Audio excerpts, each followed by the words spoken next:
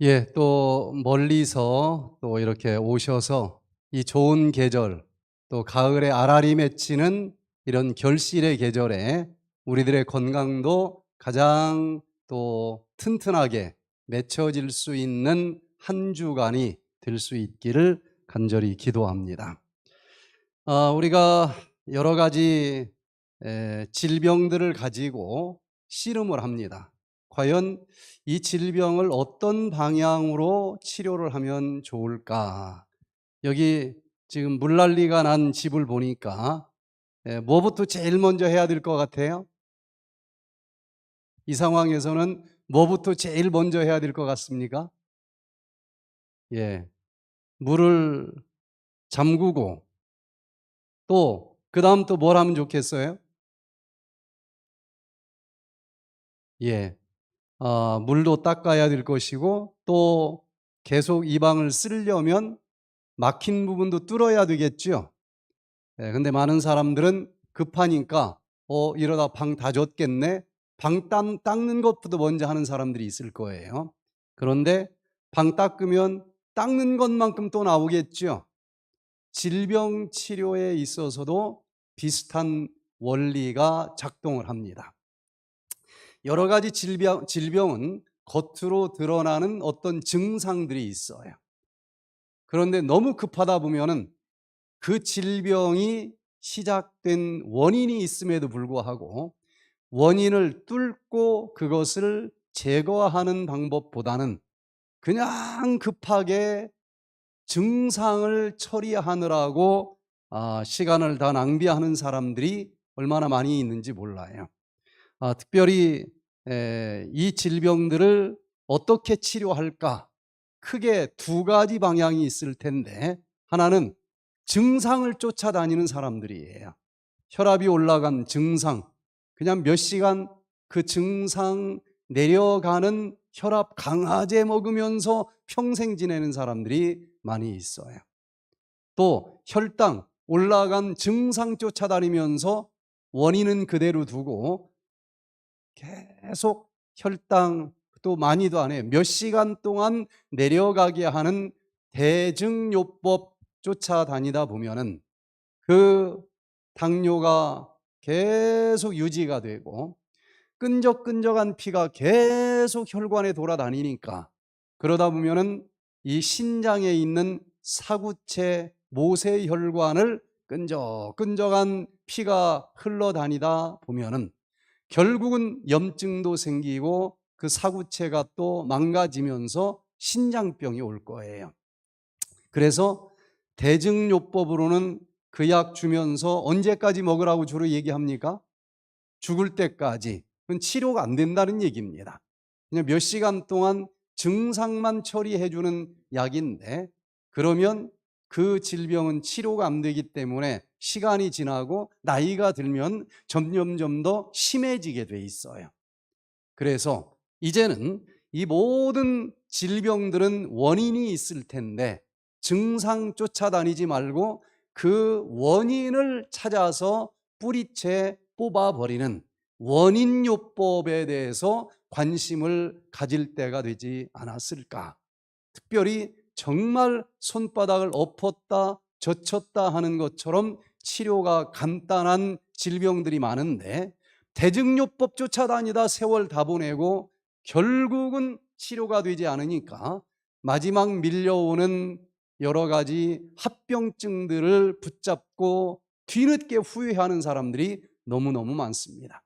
그 중에서도 당뇨병 원인을 제거하면 정말 쉽게 치료가 될 수 있는데 이것을 잡지 못하고 대증요법 쫓아다니다 보니 결국은 뇌에서 혈관이 터지는 사람도 있고 신장이 망가져 투석을 해야 되는 사람들도 있고 정말 많은 사람들이 뒤늦게 후회하는 것을 보는데 예를 들어서 이 당뇨병이라고 하는 것을 왜 생기는 것인지 살펴보면은 당뇨병은 크게 이 포도당이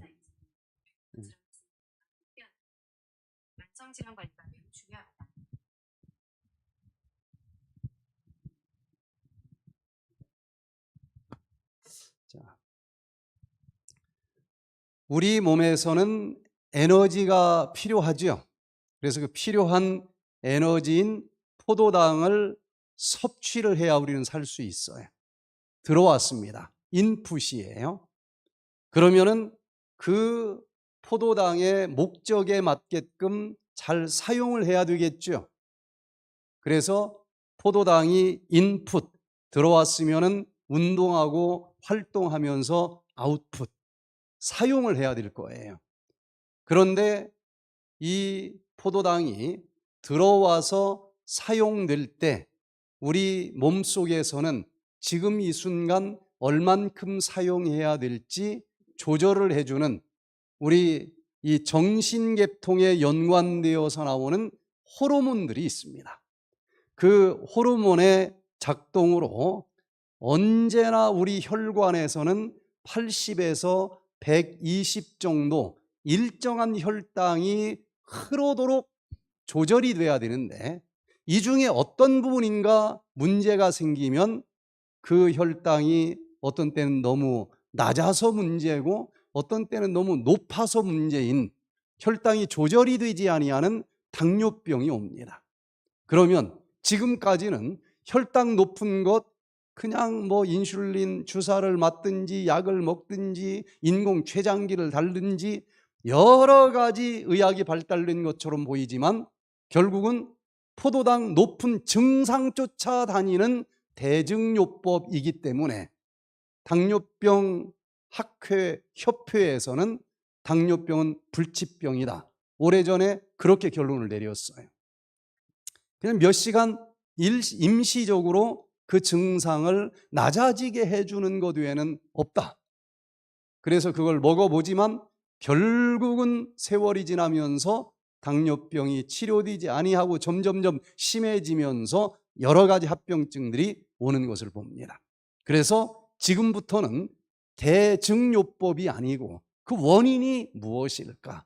왜 생겼을까? 왜 당뇨병이 생긴 거라고 생각이 되십니까? 당뇨병은 정말 대표적인 생활 습관병입니다. 생활 습관이 잘못돼서 찾아온 거예요.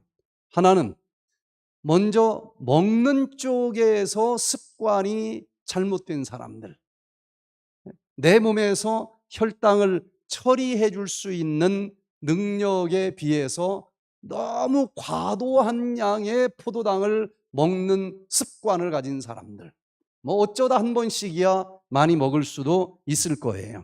그러나 어쩌다 한 번이 아니고 거의 습관적으로 너무 과도하게 먹으면 열심히 처리를 해 줄지라도 결국은 그 포도당이 조절이 되지 아니하고 그러고서 계속 고혈당 상태에서 또 살아갈 수밖에 없을 수도 있다고 하는 거예요. 그래서 이 당뇨병이 생기는 첫 번째 원인은 생활 습관 때문에 생기는 것인데 그 중에서 식생활 습관이 잘못됐을 때 이런 질병들이 찾아온다는 겁니다.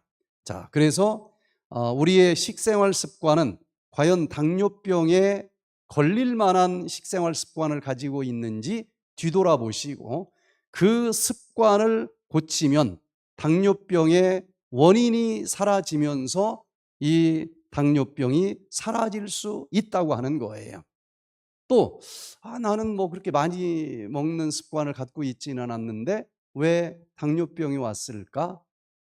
남들처럼 어느 정도 일정하게 먹었는지 모르지만 그 포도당을 사용하는 쪽이 너무 빈약할 수도 있을 거예요.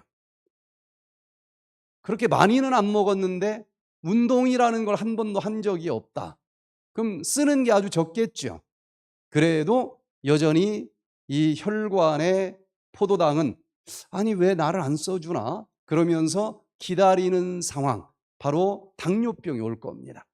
또 먹는 것도 적당히 먹었고 운동도 적당히 하는데도 왜 당뇨병이 올까? 내 마음에 언제나 근심 걱정이 많이 쌓여 있기 때문에 그때 나오는 호르몬들이 제대로 작동을 하지 못하면서 조절이 되지 않으니까 당뇨병이 찾아올 수가 있습니다. 그래서 이 당뇨병을 근본적으로 고치려면은 이렇게 잘못된 생활 습관을 고치면 된다는 것인데, 첫째는 너무 먹는 쪽의 생활 습관이 잘못되지는 않았을까? 그래서 식생활, 생활 습관을 고칠 필요가 있을 거예요. 두 번째는 그건 어느 정도 됐는데 운동하는 생활 습관이 너무 안 됐을 때도 당뇨병이 올 수 있고, 세 번째는 다 적당하게 하는 것 같아도 스트레스를 제대로 관리하지 못하는 정신생활 습관이 제대로 조절되지 못할 때도 당뇨병이 올 수가 있습니다.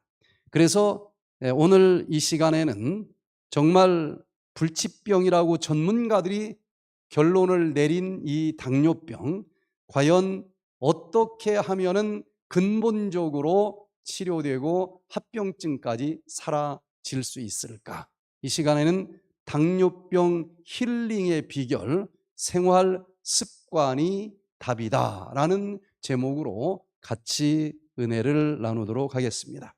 첫 번째, 이 의학에 관한 문제들을 연구하는 논문집 중에서, 그 연구한 것을 발표하는 논문집 중에서 세계적으로 제일 권위 있는 논문집이 있다고 하면은 뉴 잉글랜드 저널 오브 메디신이라고 하는 저널입니다.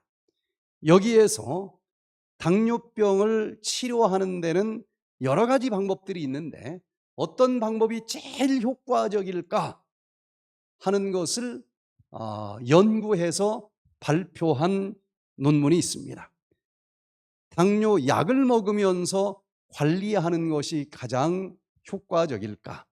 아니면 이건 생활 습관이 잘못되면 찾아오는 질병이니까 생활 습관을 개선하는 것이 더 효과가 있을까? 그 결론을 보면은 이렇게 나옵니다.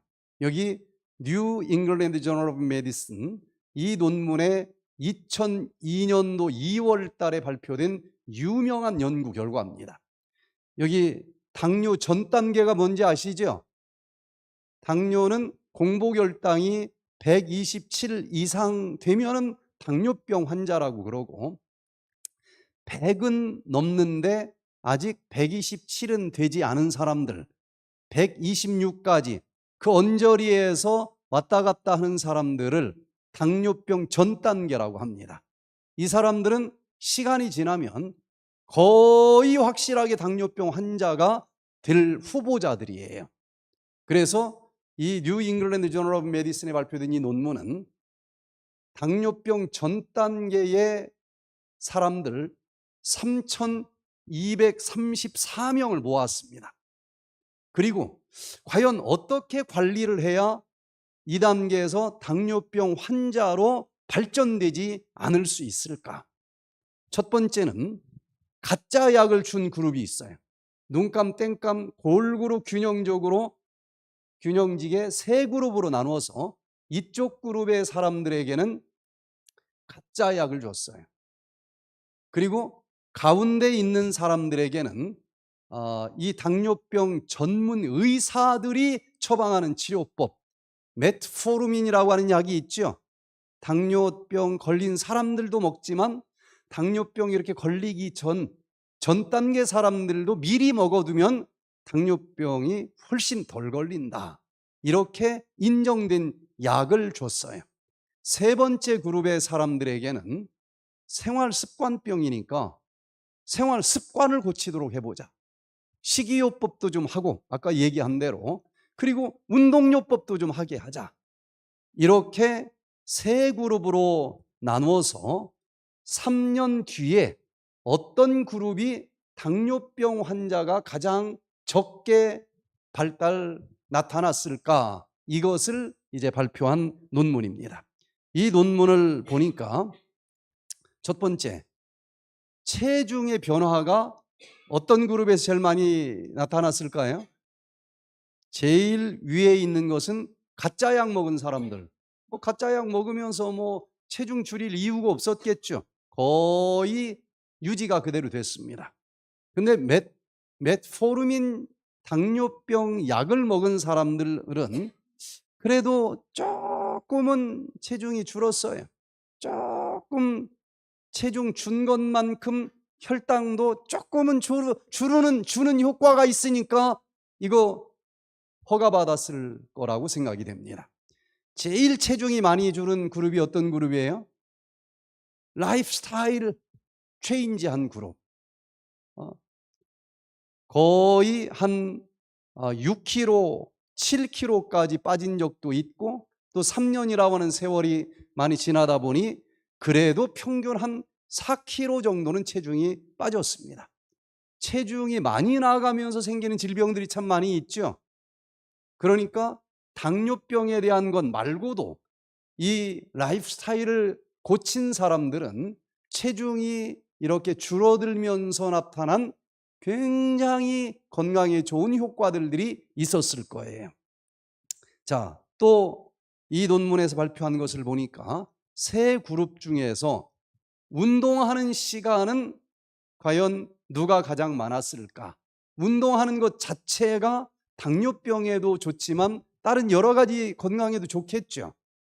그래서 보니까 제일 밑에 있는 위약, 가짜 약을 먹은 그룹은 운동이 별로 3년이 지나도 운동하는 게 별로 없어요.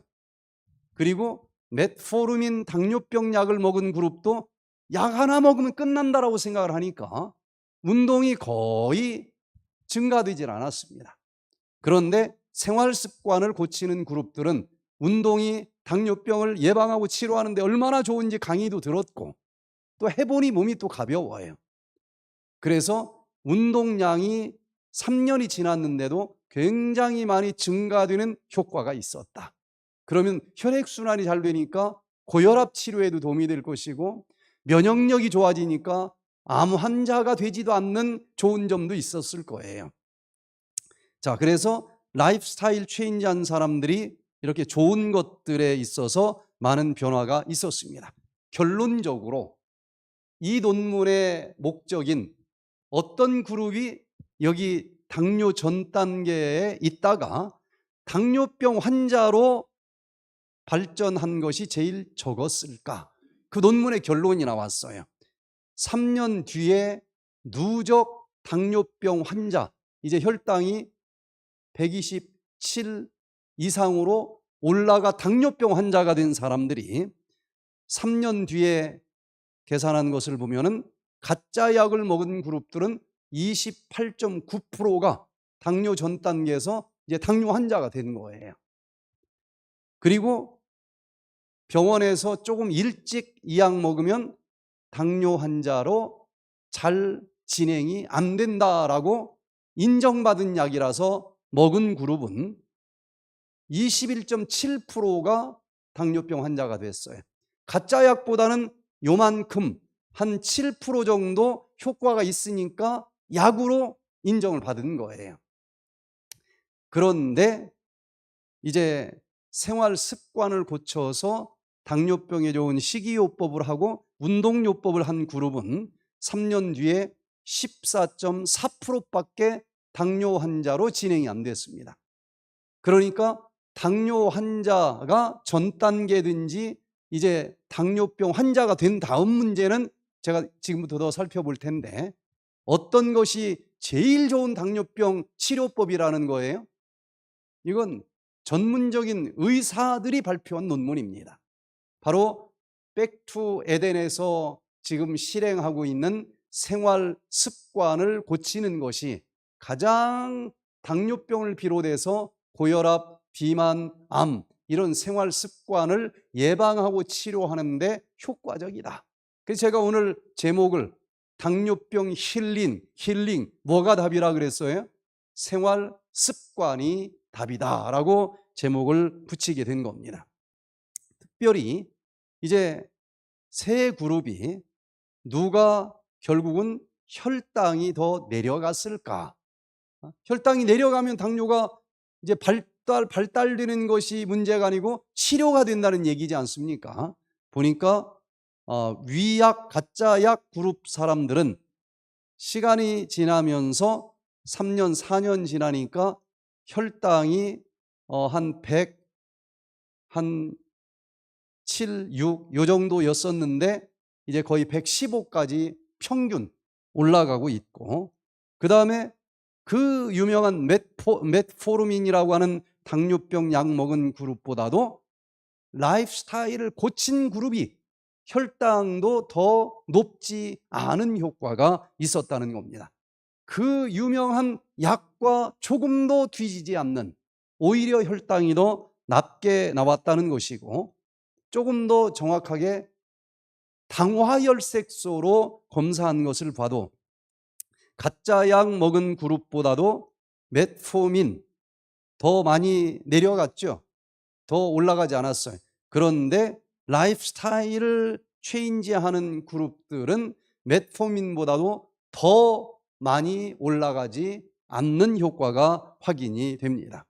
그러면 부작용은 어떨까 하고 부작용까지 이 논문에서 발표를 했는데, 위장 쪽의 부작용, 뭔가 설사가 나는 것, 뭔가 이렇게 막 가스가 차는 것, 메스꺼운 것, 구토 증상, 이런 부작용을 보니까 가짜 약을 먹은 사람들은 30.7이나 됐고, 그리고 메트포르민이라고 하는 당뇨병 약을 먹은 사람들은 더 많았어요.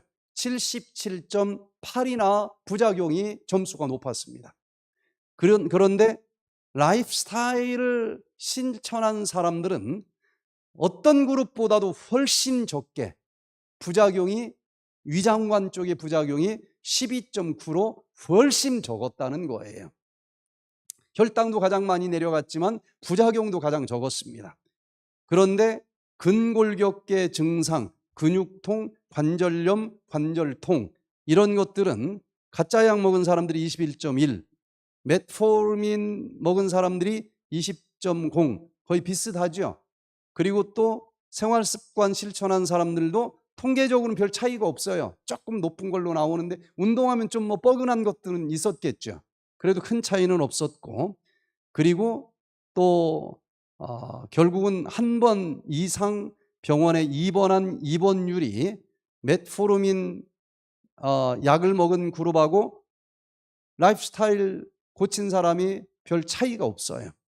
또 돈으로 입원비를 따져봐도 약을 먹은 사람이나 생활습관을 지킨 사람이 별 차이가 없고, 오히려 운동한 사람이 훨씬 더 병원비가 적었습니다. 병원에 입원한 기간들은 다 비슷해요. 결국은 그 3년 안에 죽은 사람을 보니까 오히려 생활습관을 고친 그룹이 더 적게 죽었다는 겁니다. 그래서 학계에서는 이 연구 결과를 통해서 당뇨병은 그 어떤 것보다도 증상 처리해주는 약을 먹는 것보다도 더 그 원인인 생활 습관을 고치는 것이 최고의 방법이다. 제 얘기가 아니고 이쪽에 전문 의사들이 발표한 연구 결과입니다. 그래서 고혈압, 당뇨병, 비만, 이런 대표적인 생활 습관을 가진 사람들은 무엇보다도 증상을 처리하는 약을 의지하는 것보다도 그 질병이 찾아온 생활 습관을 고치는 것으로 시작을 해보시기를 바랍니다. 제가 미국 LA에서 이 프로그램을 할 때에 이주성 목사님이 참여를 하셨는데, 이분은 30년 동안 당뇨병 약을 먹고 지내는 분이에요. 대부분 고혈압 같이 오죠. 같은 생활 습관병이기 때문에 그래요. 그리고 이제 합병증이 시작이 됩니다. 약을 아무리 많이 먹고 미국의 그 유명한 병원을 가도 약 먹는 것으로는 치료가 아니기 때문에 세월이 흐르면 인슐린 먹으면 먹을수록 양이 늘어나는 저항성 때문에 결국은 아무리 약을 먹어도 공복혈당이 200 이하로 떨어지지 않는 날이 무조건 오게 되어 있어요. 그러면 합병증이 옵니다. 이분은 벌써 눈이 안개 낀 것처럼 뿌연한 합병증이 시작이 됐고, 허리 디스크에 끈적끈적한 피가 제대로 공급이 안 되는 거예요. 그러다 보니까 채소밭에 물을 충분히 주지 않으면 어떤 현상이 벌어질까요? 푸석푸석해지겠죠. 유연성이 떨어져요. 그 디스크 물렁뼈가. 그러면서 잘 달아. 척추 협착증이 오는 것입니다. 허리가 너무 아파, 신경이 눌려서. 그래서 이분 같은 경우는 이렇게 걸어가면은 한 100m 정도 걸어가면 허리가 아파서 더 이상 못 걸어요. 그럼 주저앉아서 두들기면 또 피가 조금 통해서 한 100m 걷고, 이렇게 힘들게 생활하시는 분인데, 이 백투에덴 힐링 프로그램을 한다고 하는 신문 광고가 나니까 사모님이 그걸 보고 여보 여기 한번 가보자 그랬는데, 정작 아프신 분은 관심이 없는 거예요. 그 유명한 병원 다 다녔는데도 당뇨병은 불치병이라 했다는 거예요. 거기서 하라고 하는 거 다 했는데 지금 이 지경인데 뭐 어디 가서 뭘 더 할 게 있느냐. 그런데도 사모님이 뭔가 마음이 좀 동하는 게 있어서 강제로 끌고 왔어요. 강제로 끌려온 사람은 얼굴에 딱 써 있어요. 강제로 끌려온 사람 이렇게. 첫날 자기소개하라고 해도 안 나와. 부인 보고 대신 소개하라고 그래요. 그리고 제일 뒷자리에 앉아서 거기에 푹 숙이고 강의도 듣는지 안 듣는지 정말 마지못해 온 얼굴이 다 쓰여져 있어요. 그런데도 이 백투에덴 프로그램을 강의를 듣고 운동하는 시간 운동하고, 또 예전에 먹던 음식이 아니라 이렇게 새롭게 당뇨에 좋은 음식들을 먹고, 또 이미 쌓여진 독소들을 청소해주는 디톡스 식사를 하면서 한 3일 지나니까 얼굴이 펴지는 거예요. 약을 끊었는데도 혈당이 조절이 되고, 약 없이 혈당이 정상 혈당이 되니까 합병증들이 치료되기 시작을 하는데, 한 4일째 되니까 안개 낀 것 같은 게 눈에서 싹 사라지면서 눈이 밝아지고, 일주일 지난 날은 약을 끊었는데도 오히려 혈당이 정상이 되면서 만보를 한 번에 걸어도 괜찮을 정도로 놀랍게 좋아지는 모습을 우리가 보게 됐습니다. 3개월 뒤에 이분이 보따리를 하나 들고 왔어요. 아니 그게 무슨 보따리입니까? 그랬더니 이분이 이 약을 매일같이 예전에 먹던 약 보따리입니다. 하루에 먹는 약이 수십 종류예요. 그런데 이 생활습관 고치는 것을 교육받고 집에서도 그대로 실천을 했더니 이 약을 하나도 안 먹고 지금까지 혈당, 혈압 다 정상으로 제대로 조절되고 있습니다. 이 기쁜 소식을 좀 나누어 갖기 위해서 제가 한번 다시 왔습니다 하고 간증을 할 때에 찍은 사진이에요. 자, 이 당뇨병을 고치기 위해서는 생활 습관을 고치는 게 답이다 그랬는데, 그럼 두 번째로 식생활 습관은 구체적으로 어떻게 고치는 게 좋을까? 의학자들이 발견한 기가 막힌 팁이 있습니다. 배가 고프지 않으면서도 이렇게 식생활 습관을 바꾸면 혈당이 쫙 떨어지는 기술적인 팁을 발표를 했는데, 그 방법은 우리가 칼로리를 만들어주는 3대 영양소를 먹을 때 어떤 게 있어요? 3대 영양소가 탄수화물, 단백질, 지방질이 있죠. 칼로리는 똑같이 섭취를 할지라도 이 비율을 바꾸어 보면 당뇨병 환자에게 놀라운 효과가 있습니다. 당뇨병은 혈관 속에서 포도당이 너무 많이 흘러다니는 걸 당뇨병이라고 그러는데, 탄수화물은 먹고 소화, 흡수되면 포도당이 되는 거죠. 그대로 혈당이 올라가는 거예요. 그런데 단백질을 먹으면 탄수화물이나 단백질 둘 다 1g을 먹으면 4kcal 에너지가 나와요. 똑같이 나와요. 그런데 단백질을 먹으면 소화 흡수가 되어 혈관으로 들어가면 포도당이 올라가는 게 아니고 아미노산 수치가 올라가요. 즉 혈당은 안 올라가. 안 올라가는데 칼로리는 똑같이 나와. 그러면은 어떻게 하면 좋겠어요? 똑같은 칼로리를 먹어도 포도당을 높여주는 탄수화물, 밥 종류에 탄수화물이 많이 들어있잖아요. 곡식 종류. 그것은 딱 반절로 줄이고, 연구에서는 30%를 줄였어요. 그 대신 줄이기만 하면 배가 고플 때니까 콩을 더 먹어라, 단백질을 더 먹어라. 그러면은 칼로리는 똑같이 나오는데도 혈당은 올라가지 않는 거예요. 자, 그래서 밥 종류의 탄수화물은 예전보다 좀 줄이고 콩, 두부, 콩나물, 청국장 이런 단백질 종류는 조금 더 먹어주자는 거예요.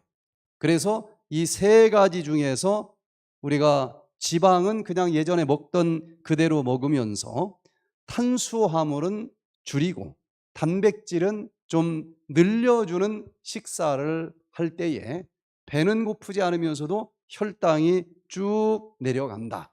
자, 그 논문을 좀 확인을 해봅니다.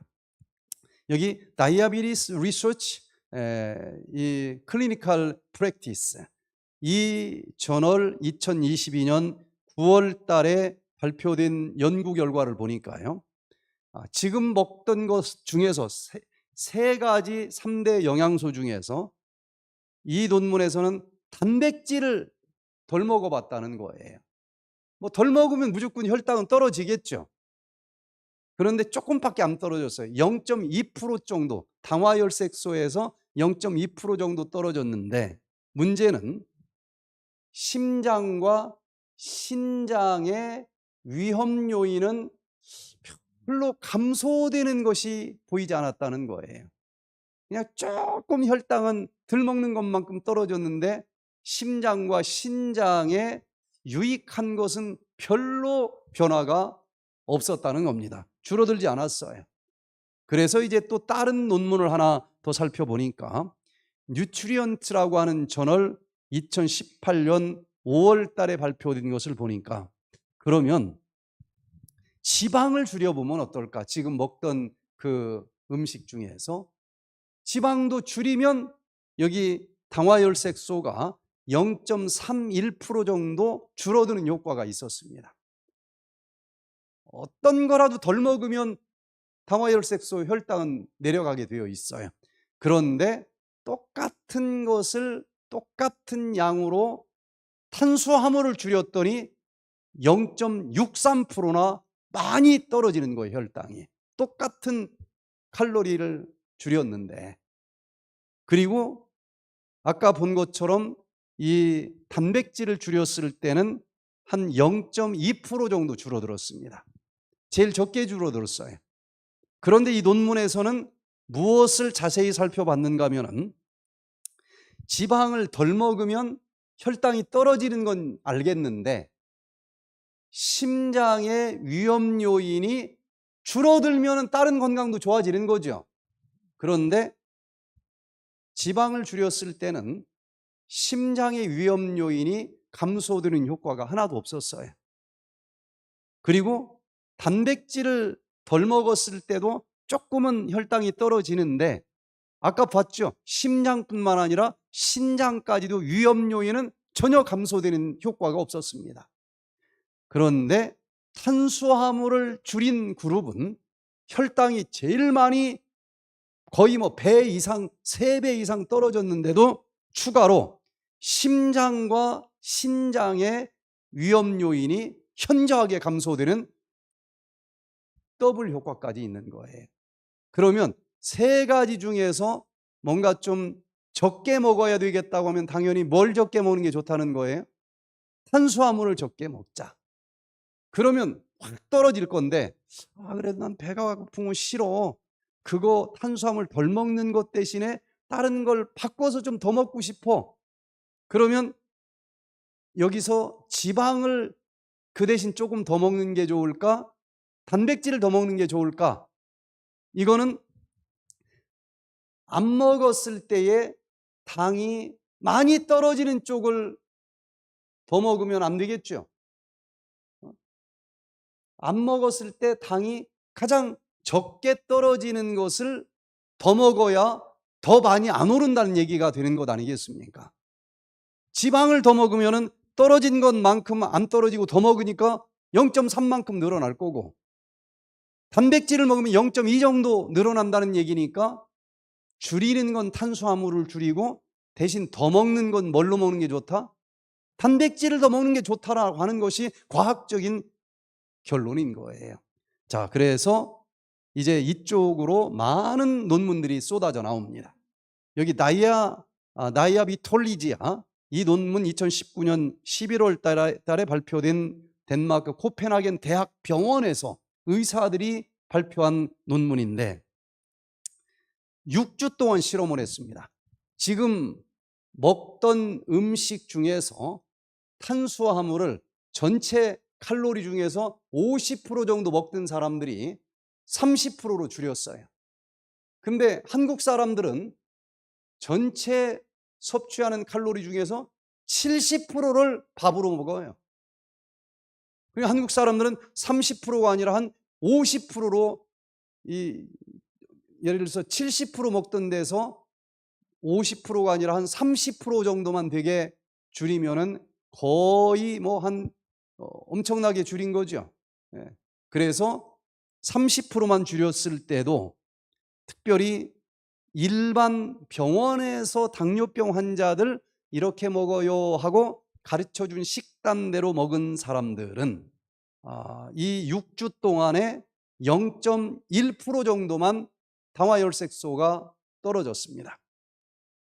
그런데 탄수화물을 50% 먹던 사람이 30%로 줄이고 대신 단백질은 17% 먹은 사람들이 30%로 늘려서 먹었어요. 저탄수화물 고단백질 식사로 하게 했더니 0.6%나 떨어지는 거예요. 병원에서 준 식단보다 6배가 더 많이 떨어지는 겁니다. 그리고 이제 당화혈색소는 그렇고 공복혈당을 가지고 보니까 일반 당뇨병 식사 병원에서 제시하는 대로 한 사람들은 당뇨 공복혈당이 0.5 정도가 높아졌습니다. 그런데 이 저탄수화물 고단백질 식사를 하는 사람들은 12.8이나 줄어들었어요. 배가 별로 안 고픈데 엄청난 효과 아닙니까? 이 정도면. 그리고 췌장에 기름기가 많이 끼면 여기에 무슨 공장이 들어있어요? 인슐린 공장이 들어있지 않습니까? 그럼 기름기가 막 끼면은 인슐린이 덜 생산되면서 당뇨병이 더 심해질 거 아니겠어요? 그런데 병원에서 가르쳐준 현재 당뇨 식단대로 먹은 사람들은 췌장의 지방이 6주 뒤에 0.5%가 증가가 됐어요. 그런데 저탄수화물 고단백질 식사를 한 사람들은 췌장의 지방이 1.7%나 빠졌습니다. 그럼 지방이 빠졌으니까 독소도 같이 청소가 됐을 거고 여기 인슐린 공장이 더 잘 가동이 되니까 근본적으로 당뇨가 치료될 수 있다는 것을 시사하는 거예요. 그래서 당뇨 환자들이 1번으로 무슨 식생활 습관을 바꾸면 좋다? 밥은 팍 반절로 줄이고 대신 콩을 더 먹어라. 콩에서 나온 여러 가지 식단을. 그러면 너무 배가 고프지 않으면서도 혈당이 놀랍게 조절이 된다. 그런데 단백질은 조금 더 먹어도 된다고 그랬는데 동물성 단백질을 더 먹느냐 식물성 단백질을 더 먹느냐 하는 것은 굉장한 차이가 있다는 연구 결과들이 나옵니다. 자, 식물성 단백질을 먹으면 혈당이 떨어지지만 동물성 단백질을 더 먹으면 혈당이 올라간다라고 하는 것이 연구 결과입니다. 좀 깊이 들어가 보면은요, 콩 위주의 식물성 단백질을 조금 더 먹는 사람들은 인슐린 민감성이 높아져요. 왜? 콩 속에 이스플라본과 같은 아주 강력한 항산화제가 있거든요. 그 항산화제가 인슐린 초인종에 찌들어 있는 과산화 지질 같은 걸 청소해 주기 때문에 인슐린이 살짝만 누르면 알았어요 하고 열어주는 거예요. 그러면 혈당은 그만큼 줄어드는 겁니다. 그런데 동물성 이 단백질인 고기 위주로 더 먹으면 기름기가 콜레스테롤과 함께 인슐린 초인종에 찌들어 붙어 가지고 눌러도 안 눌러져. 인슐린 저항성이 오히려 증가가 되기 때문에 혈당이 오른다는 것입니다.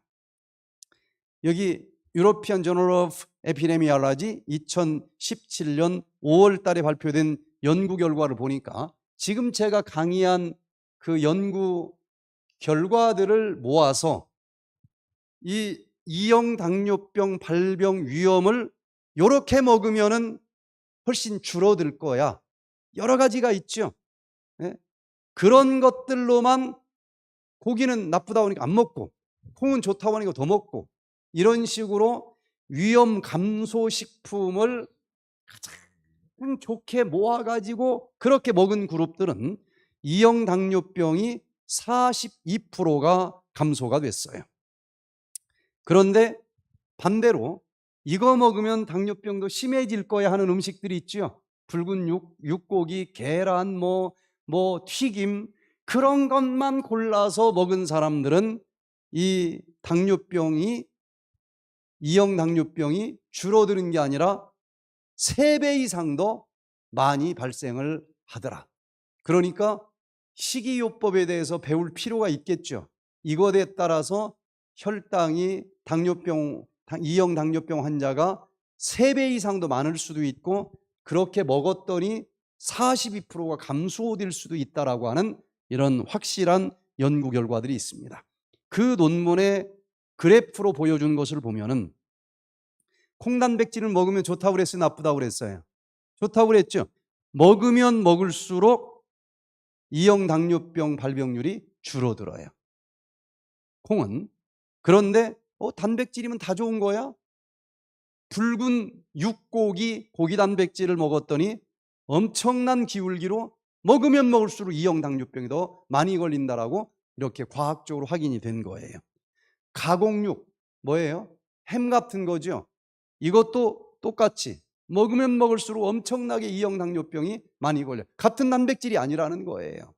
또 계란도 먹어도 돼요 자꾸 물어보는데, 계란 먹으면 먹을수록 계란 단백질은 당뇨병 높아집니다. 분명히 높아져요. 이렇게 과학적인 근거를 가지고 탄수화물은 덜 먹고 단백질은 더 먹는데 어떤 단백질로 먹어야 된다?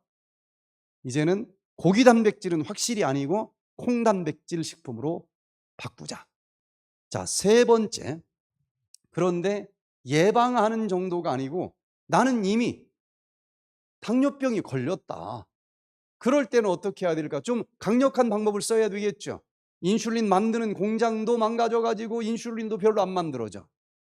인슐린 초인종도 이미 내가 뭘 잘못 먹어가지고 막 덕지 활성산소가 찌들어가지고 눌러도 안 눌러져. 그러면 이걸 좀 청소해 줄 필요가 있지 않느냐. 그래서 종종 오토파지 식사를 며칠 동안 해주는 것이 인슐린 생산 공장에 찌들어 붙어 있는 독소들을 청소해 주면서 당뇨병을 치료해 주는데 굉장한 효과가 있다는 겁니다. 여기 췌장 속에 랑겔한스 섬이라고 하는 제주도 섬 같은 게 들어있는데, 그 중에 특별히 랑겔한스 섬 속에 베타세포가 당뇨병 환자들은 쓰레기가 많이 붙어 있더라는 거예요. 그게 자리만 차지하고 있지 인슐린을 잘 못 만들어내서 당뇨병이 걸리더라는 겁니다. 그런데 이런 사람들이 하루 2000kcal를 먹고 2000kcal를 쓰면서 살다가 며칠 동안 2000kcal를 쓰는데 500kcal 정도로만 줄여서 먹었어요. 이것을 패스팅 미미킹 다이어트라고 합니다. 금식은 아니죠. 금식 비슷하게 흉내내는 음식이에요. 그렇게 했더니 500 먹고 2000을 쓰니까 얼마가 부족해요? 1500이 부족하죠. 그랬더니 무슨 일이 일어나는가 하고 연구해 보니까 이 속에서 오토파지라고 하는 자동 청소기가 스위치가 켜지더라는 겁니다. 그러면서 싹 살펴보니까 야, 여기 췌장 베타세포에 쓸데없는 쓰레기들이 많이 쌓여 있네. 오토파지 자동 청소기가 싹 긁어 모아 가지고 그 부족한 에너지로 사용하는 현상이 나타나더라는 것입니다. 그래서 이 베타세포가 청소가 되면서 자리만 차지하고 있고 인슐린을 만들지 못하던 그 베타세포가 싹 썩은 잎 뽑아내듯이 뽑혀져 가지고 에너지로 태워져 버리고 그 자리에 새로운 싱싱한 베타세포가 리제너레이션, 재생이 된다는 놀라운 연구 결과가 2017년도 2월 달에 그 유명한 셀이라고 하는 저널에 발표가 됩니다.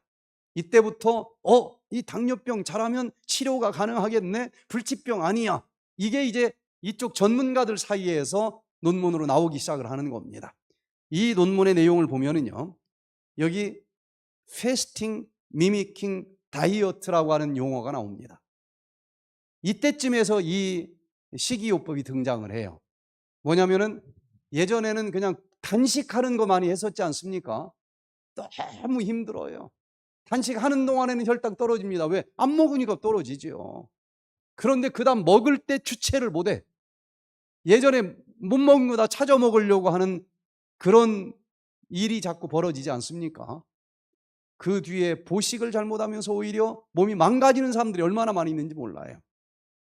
그런데 여기는 먹으면서 합니다. 먹는데 얼만큼 먹느냐? 여기서는 500kcal를 하루에 먹는 거예요. 2000kcal 보통 사람들이 하루 씁니다. 보통 때 2000kcal를 먹으면서 살았어요. 그런데 며칠 동안만 예전에 먹던 거 다 먹지 않고 500kcal만 먹는 거예요. 그것을 이 닥터 디 롱고라고 하는 이 캘리포니아의 박사님이 이 방법을 고안을 했는데 이름을 멋지게 붙였어요. 패스팅, 금식하는, 미미킹, 흉내내는 다이어트. 금식은 아닌데 거의 금식을 흉내내는 것 같은 식사라고 얘기하는 게 이름이 참 멋있지 않습니까? 약자로 FMD. 그랬더니 어떤 일이 벌어지느냐? 500kcal 먹고 2000을 쓰니까 부족한 1500kcal를 내 몸에 있는 쓰레기를 뜯어 태우는 오토파지가 작동이 되더라는 거예요. 그러면서 이 논문에서는 이제 혈당을 재보니까 공복이 혈당 200이나 나와. 당뇨병 환자죠. 인슐린을 보니까 인슐린이 또 적게 나와. 일형 당뇨죠. 그런데 이런 사람들이 패스팅 미미킹 다이어트를 하게 했더니 그 부족한 1500kcal를 췌장에 있는 쓸데없이 쓰레기가 쌓여가지고 작동하지 않는 인슐린 공장, 그 베타캐로틴을 뜯어 먹어서 에너지로 쓰더라는 거예요. 그랬더니 드디어 그 없어진 베타세포 자리에 싱싱한 베타세포가 다시 태어나는 것까지 확인했다고 이 논문에 나와요. 그러니까 인슐린이 많이 만들어지고, 인슐린이 많이 만들어지니까 혈관에 있는 포도당 다 세포 속으로 들어가게 하면서 혈당이 떨어지면서 당뇨가 치료가 되더라. 그래서 이미 당뇨병 환자를 당뇨병을 가지고 있는 분들은 백투에덴에서 손바닥 엎었다 젖혔다는 것처럼 치료가 간단하다라고 큰 소리치는 가장 큰 이유 중에 하나는 오토파지 프로그램을 돌리기 때문에 그래요. 그래서 내일부터 이것을 한번 그 원리를 이해하시고 해보시면은 일단은 혈압, 혈당, 비만이 그렇게 힘들지 않으면서도 치료가 됩니다. 패스팅 미미킹 다이어트를 가장 효과적으로 배가 고프지 않게 하는 방법은 세 끼를 다 그렇게 하는 방법도 있지만 이제 어느 정도 급한 불을 껐으면 집에 가셔서 저녁 한 끼만이라도 FMD 식사를 해보시기를 바랍니다. 백투에덴에서 개발한 백투에덴 효소식품 속에는 5대 영양소가 다 들어있어요. 그리고 칼로리로는 요거 한 포가 130kcal가 나옵니다. 약 밥의 반 공기 정도가 들어있어요. 밥 반 공기 정도 먹으면 뭐 칼로리 괜찮지 않습니까? 그런데 영양소는 뷔페 식당에 가서 잔뜩 먹었을 때보다 더 많이 들어있는, 요걸 하나를 먹으면 생각보다 배가 안 고파요. 그래도 조금 서운하면 사과 뭐 하나나 반 토막 정도씩 먹으면 일주일만 이렇게 습관을 들이면 거의 배가 고프지 않아요. 그런데 이때 FMD 식사처럼 여겨지기 때문에 오토파지 스위치가 켜져요. 저녁 먹을 때부터 그 다음 아침 먹는 그때까지. 그래서 이 FMD 식사를 통해서 인슐린 만드는 공장도 청소해주고 세포의 인슐린 초인종도 청소해주면서 근본적으로 이 당뇨를 치료해 보시기를 바랍니다. 김창수 목사님이 미국 시카고에서 프로그램을 할 때 참여하셨는데, 이분은 42년 동안 당뇨를 가지고 씨름하시는 분이에요. 42년 동안 당뇨를 가지고 있다는 얘기는 관리를 잘한 사람만 이때까지 버팁니다. 관리 못하면 이렇게 오래 버티지도 못해요. 그래도 여러 주사 또 약 다 사용해도 이제는 합병증이 옵니다. 공복혈당이 200, 300까지 올라가요. 그래서 눈도 합병증이 오죠. 그럼 병원에 누구 찾아가야 돼요? 안과 전문의 찾아가야 되고. 이분은 굉장히 다양한 곳에 합병증이 나타나서 눈, 심장내과, 정형외과 9개 전문 분야의 전문의들을 만나면서 관리를 하는 거예요. 이미 지팡이를 잡고 오셨고 옆에서 한 사람이 부축을 하면서 왔어요. 첫날 강의를 듣더니 이거 저도 해도 됩니까? 이미 나이는 82세가 됐는데 이거 그렇게 어렵지 않습니다. 굶는 게 아닙니다. 할만합니다. 그랬더니 이분이 했어요. 16가지 이상 약을 먹던 분이 그 약을 끊고 했어요. 그런데 일주일 지나니까 약을 먹어도 300 이하 떨어지지 않던 이분이 약을 다 끊었는데도 혈당이 100 정도로 탁 떨어지면서 합병증들까지도 치료되는 것을 봤어요. 나중에 지팡이 던져버리고 여기 한국까지 왔습니다. 이 자리까지. 그리고 저 피골 뒷산 다 걸어다닐 정도로 놀랍게 좋아지고 치료되는 것을 우리가 보게 됐어요. 자, 네 번째는 어떤 식생활 습관이 도움이 되는가? 아마 지금까지 병원에서 식생활 습관을 지도받던 당뇨병 환자들은 과일 많이 먹지 말라는 얘기를 가장 많이 들었을 거예요. 과일을 먹으면 혈당 검사 해보니까 혈당이 올라가든가요, 안 올라가든가요? 올라갑니다. 이건 소화시킬 것도 없는 하나짜리 과당이 많이 들어있거든요. 그래서 혈당 올라가는 거 그것 하나만 가지고 사과는 반 조각 이상 먹지 마라. 먹고 싶은 과일을 못 먹는 거예요. 그러나 최근의 연구 결과는 과일을 먹어야 된다는 겁니다. 먹을수록 당뇨병이 덜 걸린다는 거예요. 그래서 과일, 채소를 섭취하면 분명히 과일 먹으면 혈당 올라가는 거 맞아요. 그런데 밀가루 먹어서 빵 먹어서 올라가는, 설탕 먹어서 올라가는 당하고는 종류가 틀리다는 겁니다. 이 속에는 당도 있지만 항산화제가 같이 들어있지 않습니까? 그래서 그 항산화제가 인슐린 초인종에 찌들어 있는 쓰레기들을 과산화산소, 활성산소를 싹 청소해 주면서 이 초인종이 잘 눌러질 수 있도록 치료를 해준다는 거예요. 그래서 당뇨 환자가 과일을 먹어도 되나? 굉장히 중요한 주제인데 이것을 집중적으로 연구한 논문들이 요즘 많이 나왔어요.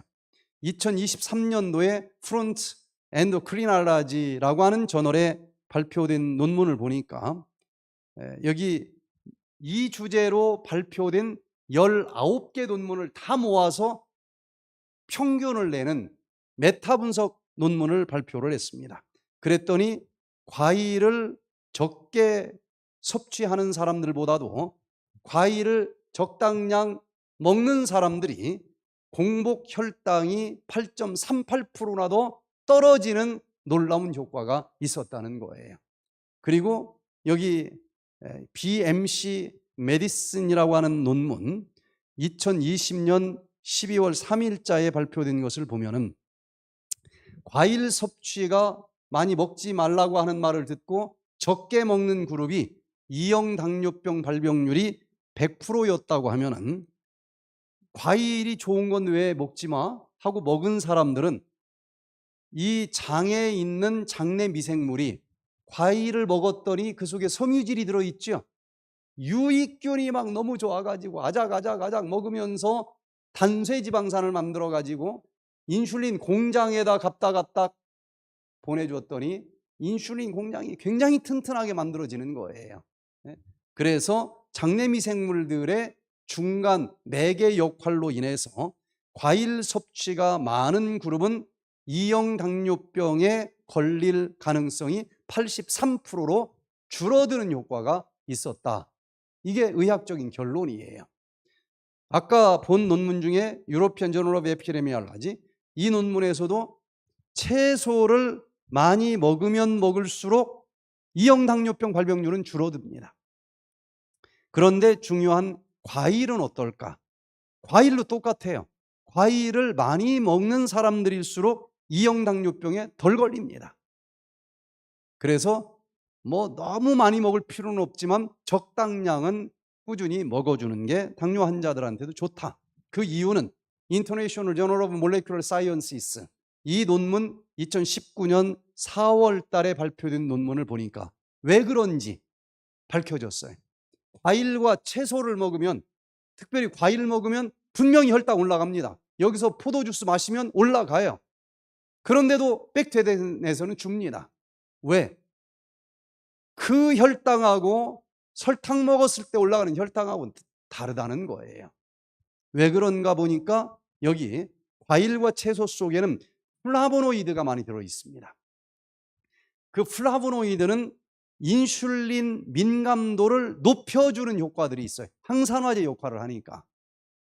활성산소로 찌들어 붙어서 눌러도 초인종이 눌러지지 않던 당뇨병 환자들에게 그 과일 채소를 먹으면은 그곳에 찌들어 있는 과산화 지질 활성산소를 싹 청소해서 이 초인종이 잘 눌러지게 해주면서 당뇨가 놀랍게 치료되는 효과가 있으니까 플라보노이드가 많이 들어있는 과일과 채소 꾸준히, 너무 많이 먹을 필요는 없어도 적당량 먹는 게 더 좋다는 것입니다. 5번째, 특별히 당뇨를 근본적으로 치료하기를 원하면 장내 미생물의 불균형을 회복하라는 거예요. 유익균, 유해균이 이 장이라고 하는 한정된 공간에서 서로 자기네 자식들을 더 많이 키우려고 싸움을 하는데, 유해균이 너무 많이 장에 살고 있는 사람들은 독소가 많이 만들어지고, 유익균이 많이 사는 사람들은 나에게 당뇨병을 치료할 수 있는 단쇄 지방산과 같은 좋은 것들을 많이 만들어낸다는 겁니다.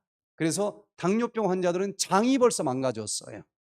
그래서 장내 미생물에 대한 여기 2022년 2월 달에 발표된 연구 결과를 보니까 2형 당뇨병 환자들 다 장내 미생물 검사를 했더니 락토바실러스 같은 유익균은 숫자가 너무 적고 클로스트리디움과 같은 유해균은 너무 많이 살고 있다고 하는 특징을 찾아냈습니다.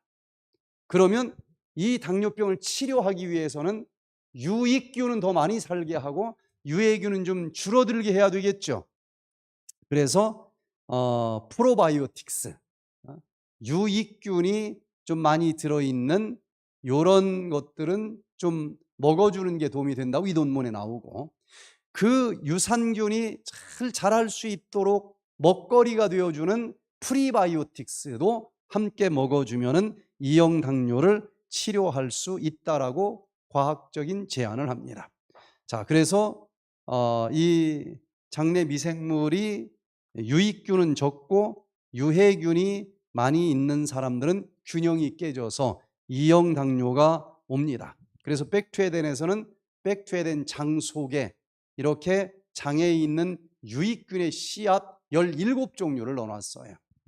그리고 또 이 유익균이 잘 자랄 수 있도록 강력한 프리바이오틱스도 넣어놨습니다. 그래서 이런 것들을 먹으면서 장내 환경을 바꿔주면 당뇨가 치료되는데 굉장히 도움이 된다.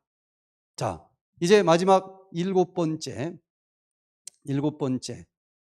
미토콘드리아가 강화될 수 있는 운동을 해주라는 것입니다.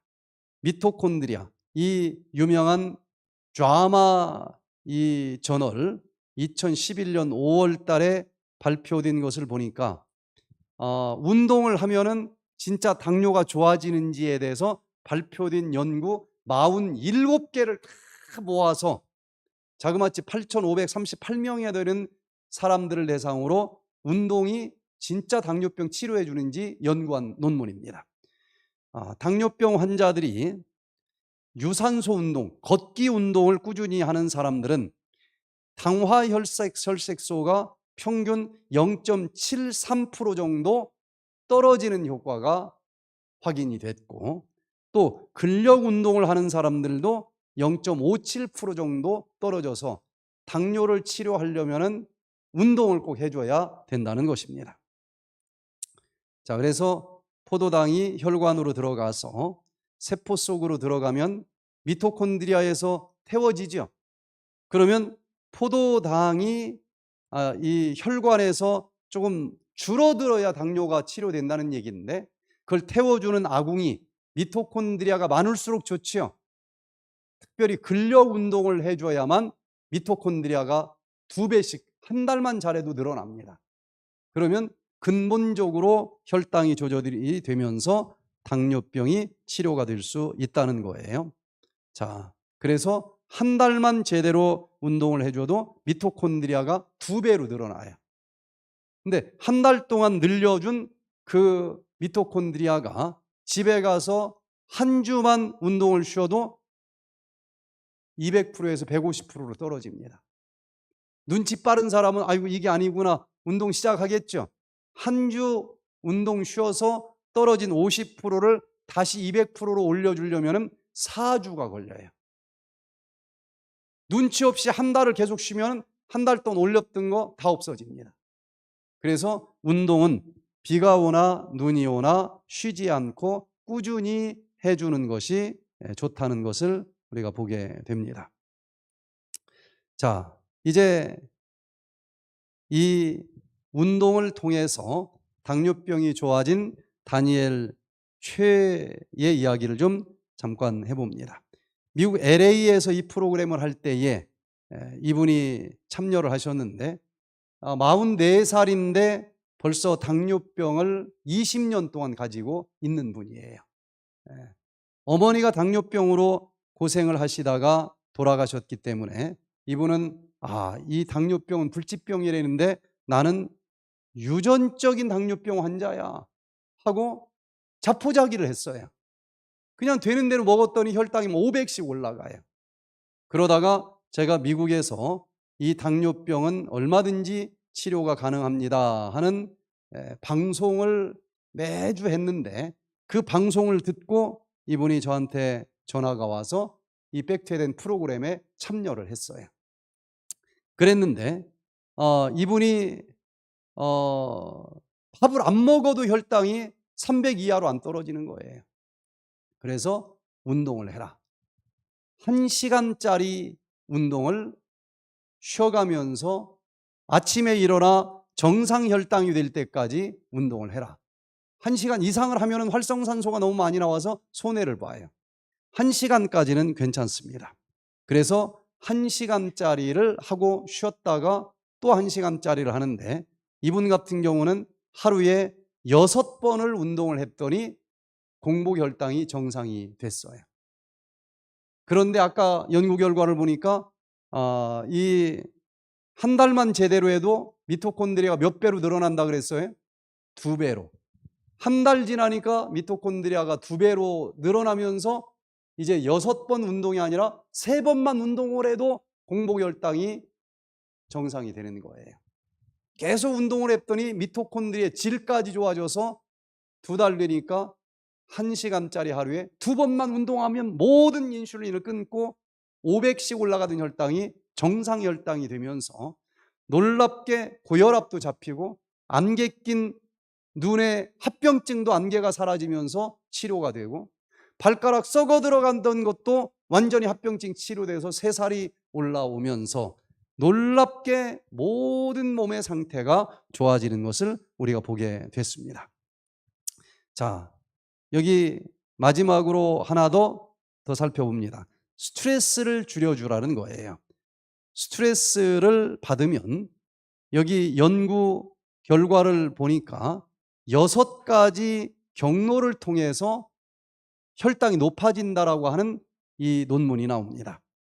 스트레스를 받으면 인슐린 공장 베타세포 기능이 떨어져서 인슐린 생산이 감소되니까 당뇨병이 생길 수 있고, 또 스트레스를 받으면 지질 대사가 제대로 이루어지지 않으면서 인슐린 민감성이 감소되는 문제로 당뇨가 심해질 수 있고, 또 스트레스를 받으면 염증이 증가되면서 인슐린 신호 전달 경로가 방해를 받으면서 당뇨가 심해지고, 스트레스를 받으면 교감신경이 또 활성화되면서 인슐린 저항성이 증가돼서 당뇨병이 증가가 되고, 또 스트레스를 받으면 안지오텐신 2가 증가돼서 인슐린 저항성이 증가되면서 당뇨가 심해지고, 스트레스를 받으면 콜티솔 호르몬이 증가되면서 인슐린 작용을 방해해서 당뇨병이 온다.